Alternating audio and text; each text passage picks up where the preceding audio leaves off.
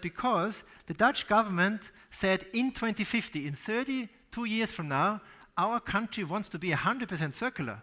And I think they have not a great deal of idea how this is going to look like. But the ambition is there, and the whole country started to work.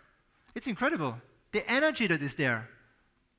It's the businesses working together, civil society organizations, the government, local governments.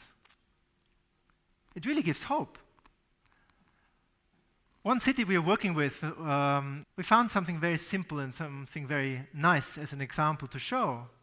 We found out that there's a lot of food waste. And when we look and start to work with the city, and you see this here on this plan, on this map, on this graph, we are mapping out how things flow through a city, because a city is an organism. I told you this before. It's a system. So when you look at, then all these things are flowing through the city. And then you have to think, okay, how can we make this smarter? How can we avoid waste? How we can make connections?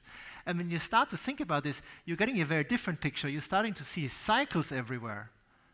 And then one party stood up in our meeting and said, there's so much bread wasted. A third of the bread produced every single day is being wasted.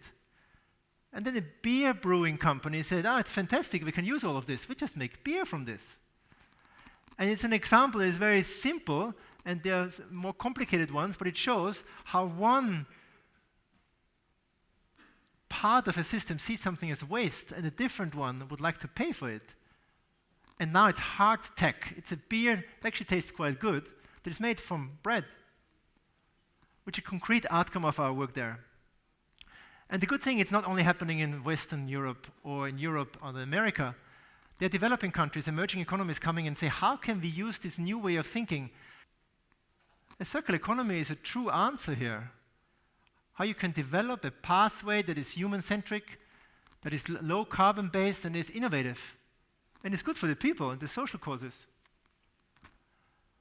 So when you apply this lens of a circular economy, this way of thinking in systems, you come to a whole ocean.